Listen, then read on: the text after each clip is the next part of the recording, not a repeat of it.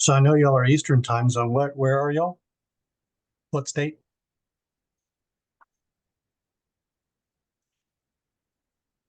Oh, yeah.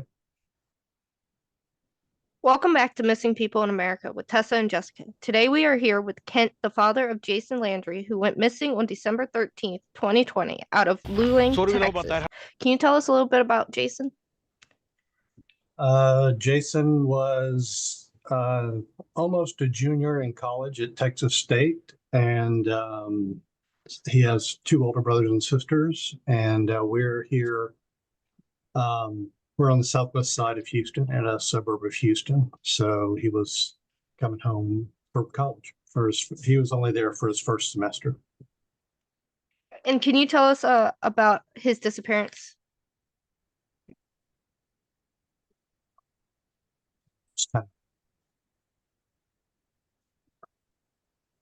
Can you hear me okay? Yes. Okay. You're back now. All right. Yep. Your video was just, I think the internet was, doing internet things. Sorry about that. All right. And can you tell us about his disappearance? Uh, you want me to just start that evening, kind of go through Yeah. it? Sure. So this was right at the end of, so he has an older brother and an older sister. His sister had already graduated from college. She was out of state working. His older brother was at Texas A&M at the time. And so they were both finishing up finals and going to be coming home. But we were a little bit flexible on time because their older sister was not yet home. So they were both just finishing up and then, packing up, hanging out with friends, kind of decompressing and then coming back. So we didn't know which day for sure he was coming home. It was basically he had like 3, 4 days, kind of window for his sister to get home. And so we were just waiting for the family to be together for the holidays once again. And we got a call at two. So we got two, was a Sunday night, Monday morning. Gone to bed, got a call at 2 in the morning from the highway troopers saying Jason's car had been found in an accident. And so then we went kind of back and forth from trying to get more information. And kind of at a certain point, Lisa, that's my wife, and I decided, okay, she's going to stay here so she can answer the phone and in case he came home or some, kind of home base, and I was going to go. So it's about, depends on how you drive and what the time is, somewhere between 2, 3 hours to get there. So I started the drive. It was very cold, it was cold and very clear. So actually, just like right now in Texas, we don't get that much freezing temperatures. And when we do, the world ends. We don't do it well. But anyway, it was one of those few times where the temperature was actually hovering around freezing for us. And I actually expected any minute as I drove to get a call from my wife saying he's fine, he's wherever. I had loaded up, warm clothes, whatever. I was, do I go to a hospital? I didn't know what we would find, but what I found was what I didn't expect was no one. I knew because we have, the Find My Friends on the phone. And they had told me who was towed, his car was going to be towed, and they told me who it was going to be. So I had looked up the address, and that's kind of on your way in to Luling. So I stopped there first to see if any. It was a 24-hour towing place, and I could see his car was in the impound, behind the fence lot. And the only guy there told me that, he didn't tow it in, but he knew he had talked to the guy who had towed it, and he gave me very approximate directions as to where it was. So I started to head that way, and his directions weren't clear enough. So I asked Lisa, who had been talking with the trooper on the phone, to to check and give me a specific address so I could put it in. And that's when he had gone home and gone to sleep. So she'd woken him up and got the specific address, and finally was driving down the dirt road, Salt Flat Road, and that's where I saw his clothes, um, and no one else. So, I mean, I can keep going if you want, but feel free to ask any questions. Okay.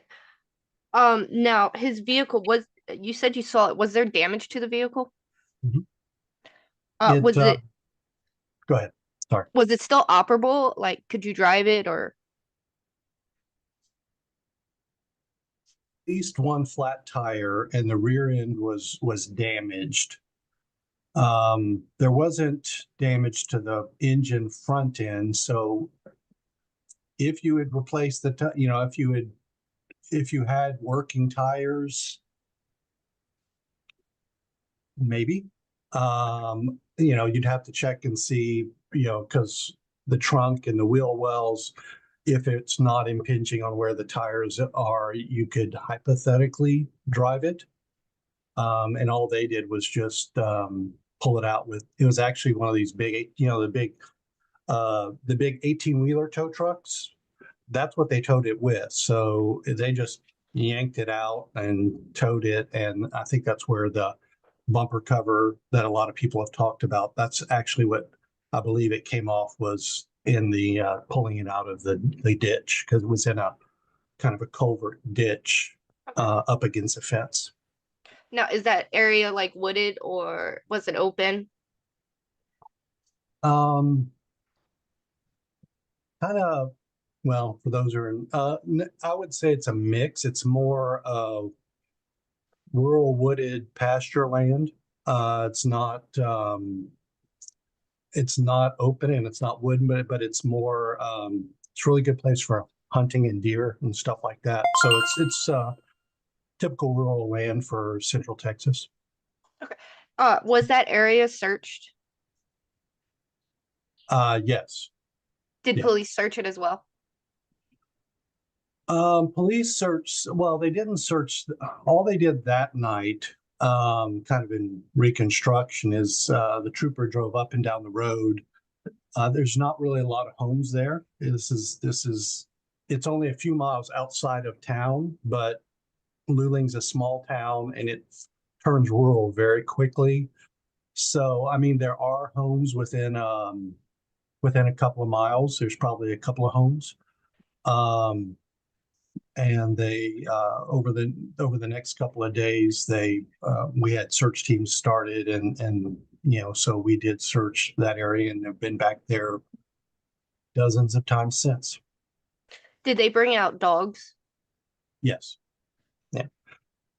They bring out a variety of dogs, depending on when you're talking in time. Like almost immediately, they bring out, say, bloodhounds, and live tracking dogs, and then they bring out water dogs because there's some water creeks in the area. They brought out, obviously now it's cadaver dogs. So yeah, a variety of dogs from a variety of different agencies and private individuals. Did they ever pick up his scent? Yes. I'm not the expert on that, but yes, they did pick up, and of course I had found his clothes, so I was able to, they could get an active scent from his clothing. But they did track him, and that's one of the things they're still trying to actually reconstruct, is why the dogs did what they did. So I think you have to take it with a real grain of salt. And one of the reasons being is this is an area where they're producing oil wells and gas. So that, I mean, I'm not sure where y'all live, but if you've been around where oil and gas is being pumped, it really, really smells, and it impacts the dogs and makes them what they call nose blind very, very quickly.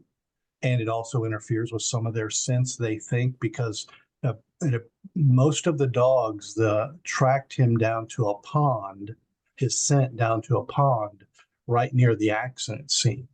So to be honest, for the first week, kind of once they did that, they did And then they brought in a drone and they saw what they thought was a body in there, but they went in physically and they couldn't find anything. So they thought maybe it was in the mud or whatever. So they drained the entire pond. And that was really kind of the first week. Is, to be honest, we expected for that first week for them to find him in that pond any minute. And they continue to search around the area, but the pond's been actually drained multiple times and nothing has been found. They think that the scent was probably a byproduct of a petroleum product in the water that smells like a human. So Okay. Now, did he have a cell phone? yes, Was that it's found? yeah, I found it. Okay. Was it in the vehicle Um, or was it outside the vehicle? it was in his car, in that annoying place between your seat and the armrest. You know that no, your center console.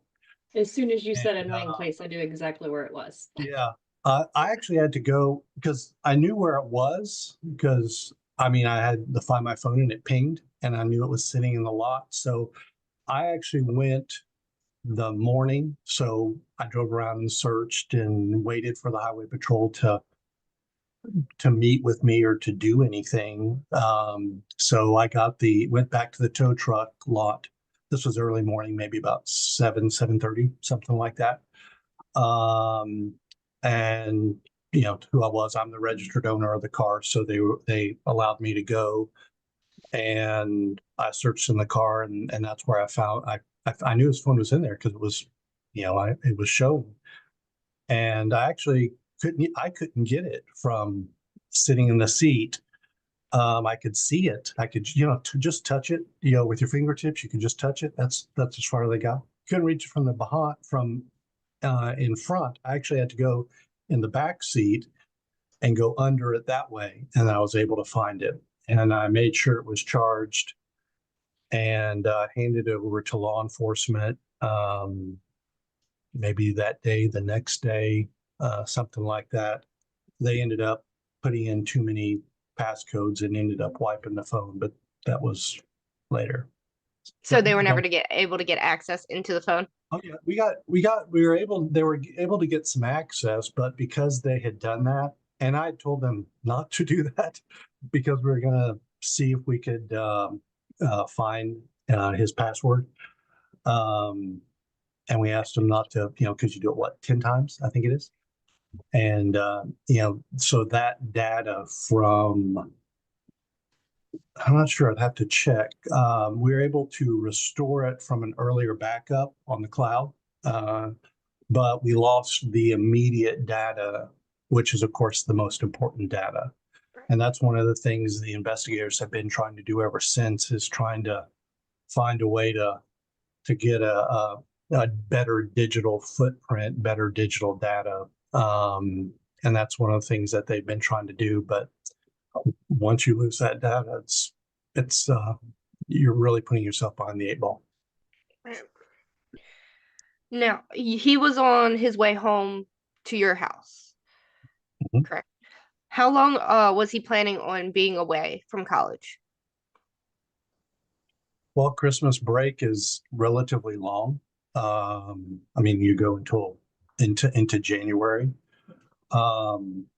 Based on his conversations with his friends, he was going to come home because you know how it is in college, all your friends go to different colleges. So when you're actually home for break, that's one of your main priorities, is to catch up with all your friends. So that was, I think, was going to be what he was going to do, was catch up with his friends, because some friends were coming in, and you know how it is, some move away, but everyone gets together, and then probably go back, pack up more stuff, and then come back when his sister was home. So, for the Christmas break, because we're not too far away from there, a couple hours.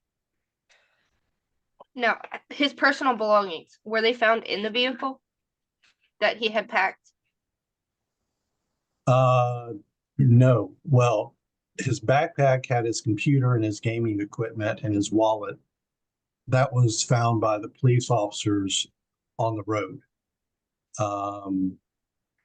They took that into possession because they found like they took that. But I found his clothes on the road right past where the backpack was found. But there really wasn't much else in the car besides his skateboard, a jacket, not much else. So all of his stuff was outside the vehicle? Those few items, yes. His backpack, his fish, his toiletry bag, and the clothes he had on. And so just to be clear, you did find the clothes that he was wearing that day on the road. I believe, well, based on the pictures from his friends who had been FaceTiming with him, the clothes I found were the clothes in that picture. So assuming he did not change, and it wouldn't have been because he had been FaceTiming probably within a few hours, certainly that day. And knowing typical 21-year-old boys, I don't think now if he would have been smart because it was cold because he was wearing a t-shirt, a short sleeve t-shirt, shorts, and slides. The dad in me goes, it would have been better if he'd gone and changed and put on, if he'd walked outside and realized it's 30 degrees outside, turn back around, go put on a sweatshirt, coat, pants, appropriate weather for clothes, but typical guy just walk out in shorts no matter what the temperature is, and he had a full tank of gas. So my guess is, and it's not that far, he wasn't planning on being out in the weather. So that would be my guess as to what he would have thought knowing him. Kind of typical, I'll be fine. You said you also found his fish. Was it normal for him to bring his fish places with him? Yeah, he had a betta fish, and it was kind of like this one with a with a little breathing hole. But no, he would take he's not going to leave his fish for a month when he's in home for Christmas break because his fish would die. So he would just put his fish in a little koozie and water, and he had a tank here and a small tank, just one of those little circular ones. Yeah, it's just a little betta fish, but that was his fish, and he brought it with him. So, how far from the vehicle was his items found? I think they measured it about 900 yards, or no, 900 feet. I think it was 900 feet. Was his keys in the vehicle? Sorry, Kelsey, go ahead. Yes, the keys were in his vehicle. All right. Was there ever any traces of blood found either in the vehicle or on his belongings? The only blood that they found, was a little dot, and by a dot I mean like the tip of a pin size dot on the waistband in the back of his underwear. If I had to guess, because his car came to rest up against a barbed wire fence, driver's side up against a barbed wire fence, and if you looked at the door of the car, you can see the scratch. So my guess is he pushed the door open, and then you kind of try to shimmy along the side of the vehicle, and probably the barbed wire just kind of pricked him, and as he was getting out. But that was the only blood they found. They did swab the vehicle, and that they didn't find anything else, no gunshot, no blood, no nothing. Has he ever gone missing before? No. Now, whether it was you or police, were hospitals contacted after his accident to see if he went to an area hospital? Yeah. Yes. And our DNA is on file, and his info is on file for the John Doe even today.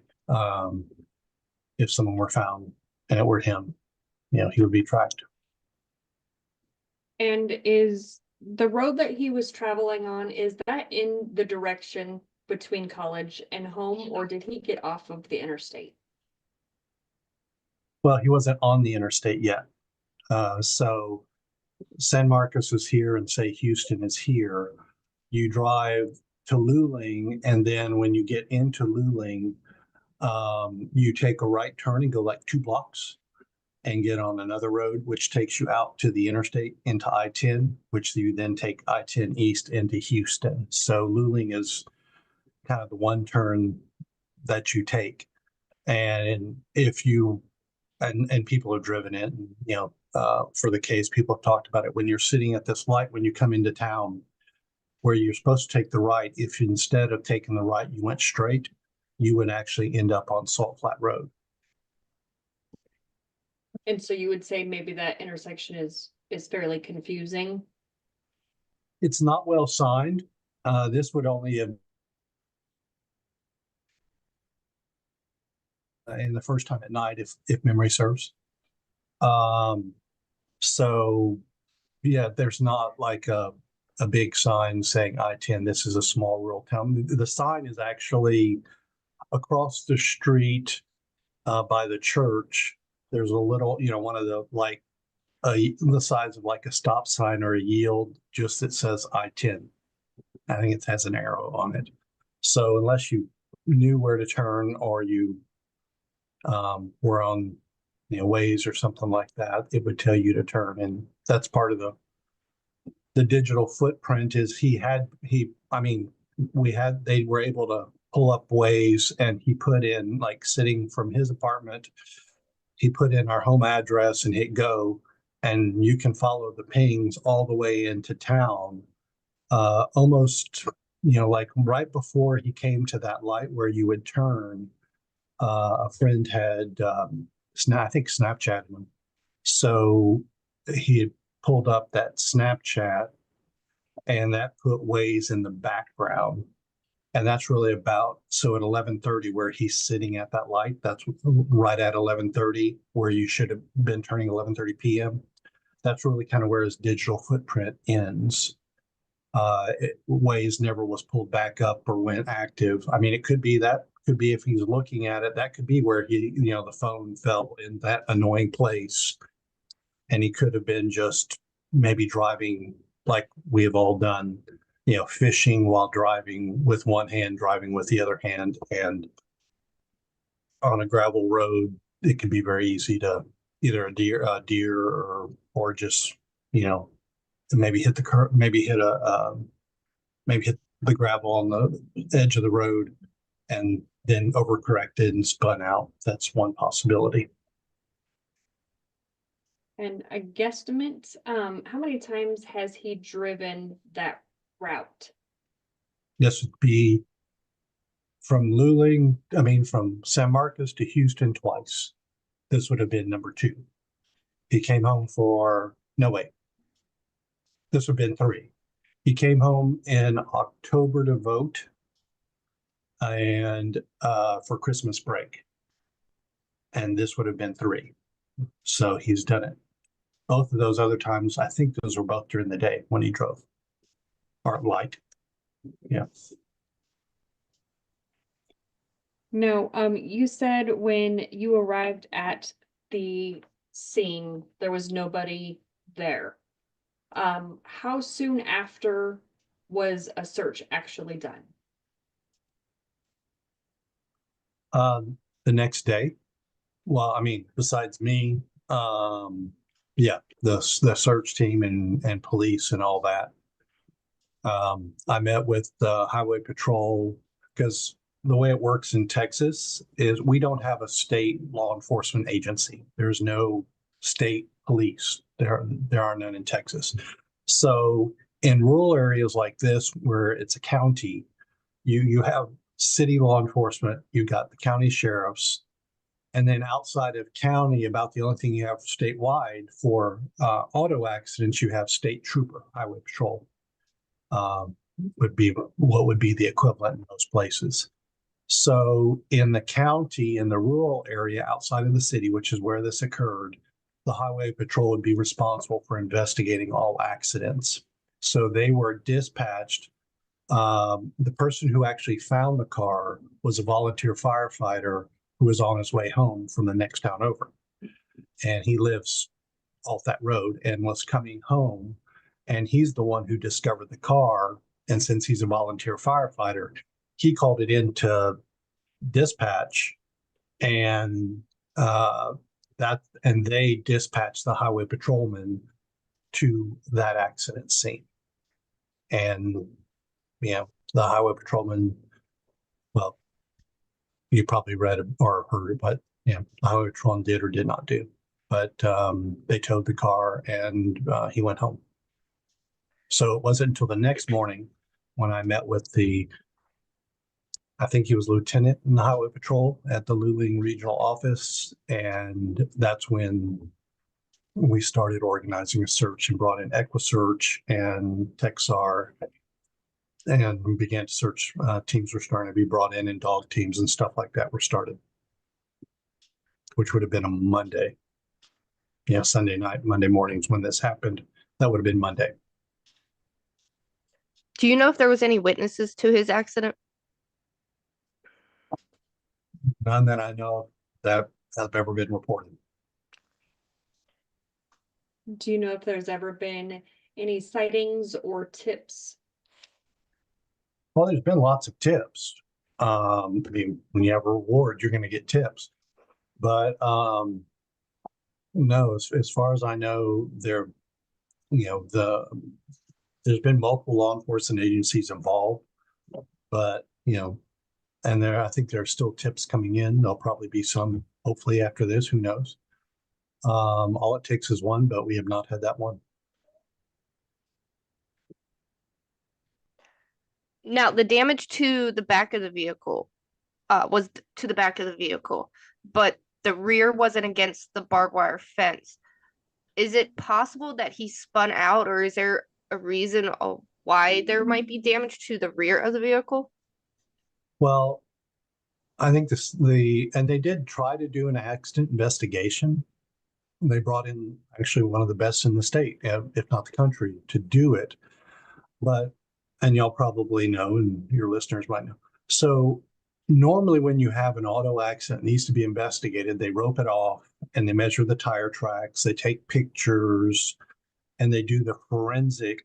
They gather the forensic data so then it can be analyzed later by accident reconstruction expert. None of that was done by Highway Patrol. The only picture of the car at the scene was taken by the volunteer firefighter.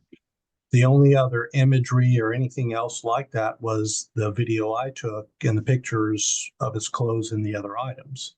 The highway patrolman didn't do any of that, and so they've tried to reconstruct the accident, but you don't have enough data to draw any conclusions. But more than likely, if you're talking probably what happened without anything, with just a one car, it's a dirt road with gravel. And as you're approaching the accident scene, the road, Salt Flat Road is straight and then it curves to your left. And right after that curve is where his car was found. And it was found flush against a barbed wire fence. So if this is the side of the car, driver's side, barbed wire fence is this way, the rear end of his car hit a tree that's still there. And that's where the major impact damage to the corner. So the driver's rear corner behind your rear wheel, the actual edge, where your bumper meets the side panel, that was pushed in where the tree hit it. So probably the car spun and was going butt end down the embankment, and there were some trees overhanging it, and the trees actually broke out the back window because you could see you've seen the pictures probably, you can see all the branches inside the car, and it hit the tree and then slewed over and came to rest against the barbed wire. Almost all the damage is right there at that one point where it impacted the tree. The rest, there's some scratches, and the front end is kind of close to another tree, but that's where all the damage is. I think the back bumper cover is actually, if you've seen the pictures, it's actually just sitting inside the car. I think that comes more from the tow truck. Now, the tow truck people say, oh, we didn't damage anything. No, not at all. But I don't believe them. I think they just hooked it up and yanked it out and went on their merry way. In fact, the tow truck drivers, they talked to him. If I remember correctly, suppose they told him he had seen the clothes on the road and thought that it was like a divorce situation, or someone catches someone cheating and was throwing their clothes out the car as they were driving. So he didn't even worry about it. He is like, I'm sure the police will take care of that. That's not his job, which is, he's right. That's not his job. Kind of none of his business. But the police didn't pick it up. I did. And the backpack is the only thing that they took. And the car was towed to the impound lot. With the picture that the volunteer firefighter took, or from the tow truck driver, were any doors or windows open? I know there was broken windows, but were any doors or the trunk open whatsoever? Well, the picture, no, the trunk's not open. The lights are on, but the car was not running. Windows were up, back windows broken out. The doors were, if I remember correctly, the volunteer firefighter came up and tried would have been one of the passenger side doors, and those were locked. So probably the only door that was unlocked was the driver's door that Jason probably went out, and the keys were in the car, in the ignition.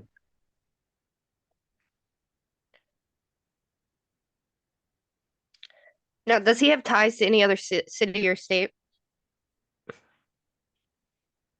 Does Jason have ties to any other city?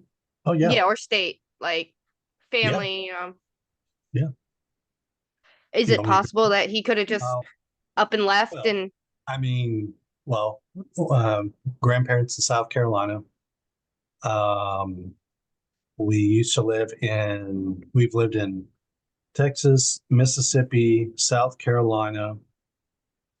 He's got step cousins in Georgia, grandparents in South Carolina. Most of his family is in Texas, at that time, either Austin, Houston, San Antonio, are all places where he has family. No contact or anything with anybody. And his wallet, well, everything was in his backpack. His wallet, his cell phone was in his car, all his computer, his gaming equipment, everything has been recovered. As far as we know, there's nothing missing of his. there has been no activity on his bank accounts or his social security cards or number? No. Was he on any type of medication or have any medical or mental health issues? Any medication?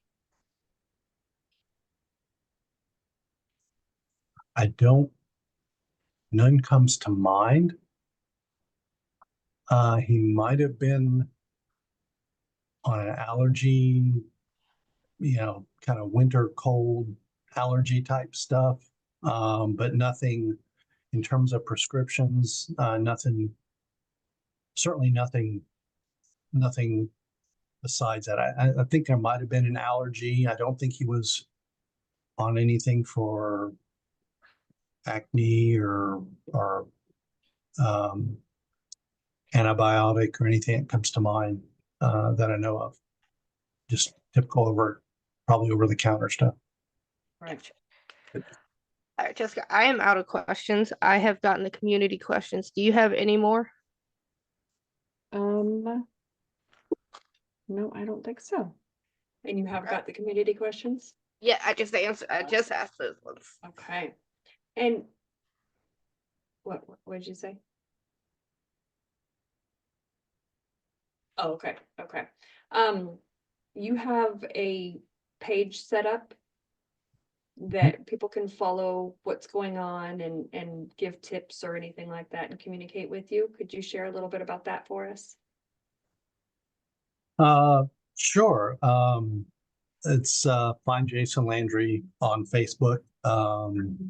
And it's just kind of a way to communicate and connect. It's not something we ever expected to need or have. But the internet is a great and terrible place all at the same time. And it's kind of the whole community and universe of missing people is something it's the club you never want to belong to. But it is amazing. I think for Texas last year, we had over 50,000 missing people just in Texas alone. And every state, I think it's fair to say, has had an explosion across the country of missing people of every age, of every stripe, of every situation. It really is. It's scary and stunning all at the same time to kind of be part of it. But that's part of the nature of it, is to kind of communicate and to connect with people, both kind of within that are very involved in this community, and also to kind of keep Jason's story and name out there. Because just for family, I can't even imagine how many families I've talked to in our same situation. That's one of the biggest issues, to be honest, is it really matters where your child goes missing or your loved one goes missing. Because depending on where they go missing and how your law enforcement agencies treat your loved one's story makes all the difference in the world.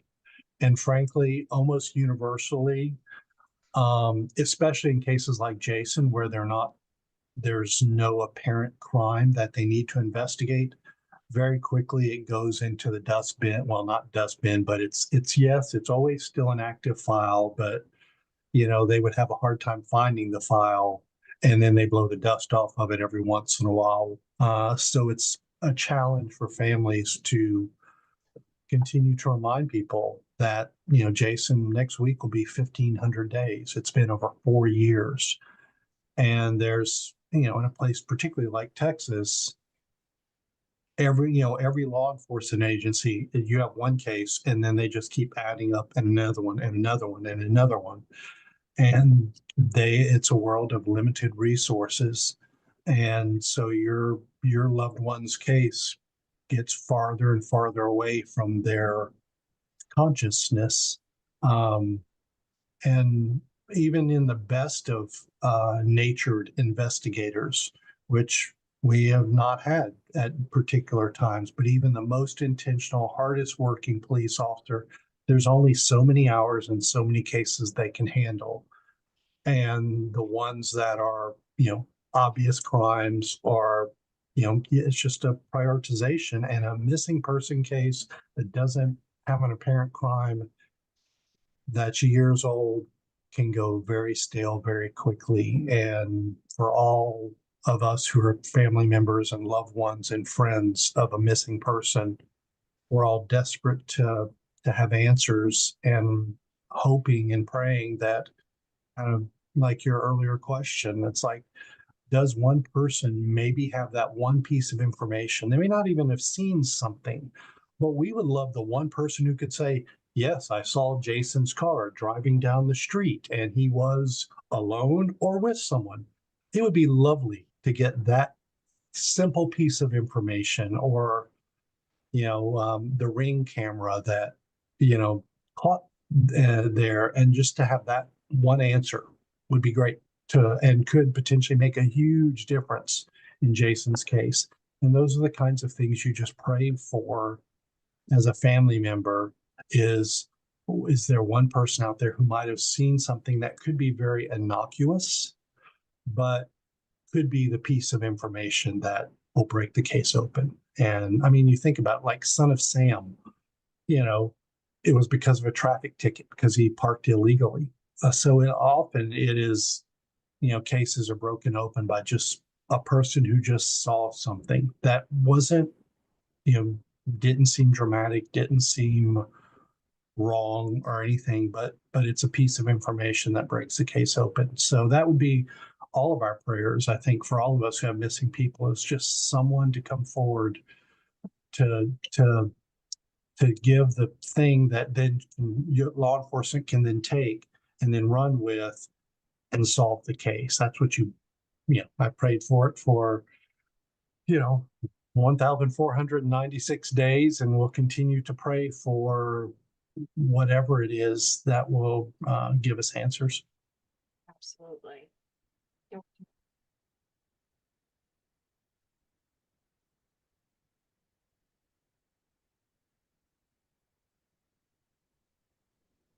Hey, Oh, okay. yeah,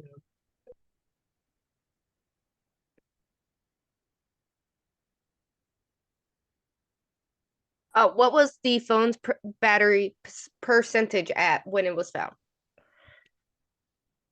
I don't recall. It wasn't I mean, it wasn't 5% and it wasn't probably 95%, but after I had it, when it had adequate battery, I had brought with me a, battery charger pack. So I charged his phone immediately to 100%, and it was 100% and stayed 100%. And I never turned it off. So I kept it active, kept it on. I know how that works, and fully charged from the minute I got it to the minute I handed it over to law enforcement.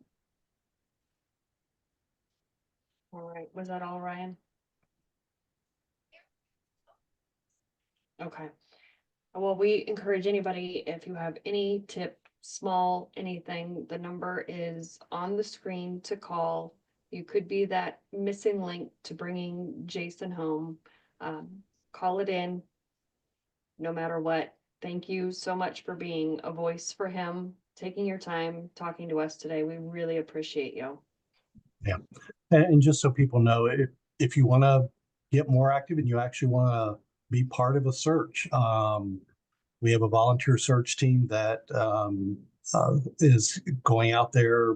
We try to do it, twice a month, to go out there and search around the area. And because the way most of these cases work is, they're usually found very close to the scene, but it's a place where someone has looked and walked over dozens of times, but it's that one day with the light shining at the right angle, and you look at, it's just, that's what happens. You have to do it over and over and over again. And our volunteer search team is amazing and is doing that. So if people want to get and actually get involved, they can do that. They can, if they don't want to do that, but do want to donate, the volunteer search team has, supplies and stuff, Amazon lists that you can contribute that way. But, and I would just say it's not just for us and our family, but every community, every town, I don't care where you live, you probably have a neighbor who has a missing person in their family. So I just encourage people um, to become more connected with each other. It's been a long, difficult time for us, but we know that, I know that Jason and I are going to spend all eternity together in heaven, and that makes all the difference in the world. And so I just encourage people to, don't take for granted family, don't take for granted your friends. I don't care who you voted for or if they voted for the other person, but that's not a reason to break a relationship. Because when you're like us and all you've got left is memories and pictures, man, you all of a sudden it puts your priorities in order, and the things that you thought were so important, nothing's more important than time with family, friends, and loved ones. Nothing more is more important than keeping your relationships and your love alive for the people that deserve it. So I just encourage people to, you know, focus on what's important, focus on God, focus on their family and their friends, and just be more open to the people around them. And, you know, because there's a lot of people who are hurting around us, a lot of people, not just missing people, but a lot of people are hurting at this time of the year. So I just encourage people to have a tender heart and, you know, be more compassionate to each other. Because, you know, the Bible says, don't let the sun go down on your anger. It's not worth it. It's really not. And so I just encourage people to, I don't know, live more simple, godly lives, and just hug their kids. Just hug your kids, hug your parents. Just don't waste your time, because to sit here after all these years, we do anything to just hug our son, and you know, we don't have that opportunity. So thank you for all you do. Thank you for caring. Thank you for, you know, sharing the stories of people who are missing, because the number's approaching infinity at this point. But it's work that y'all do to let people around the country and around the world know of missing people, and just keep the, you know, the light burning for maybe we'll have closure one day. Thank you. Thank you for your time today. We really All right. appreciate it.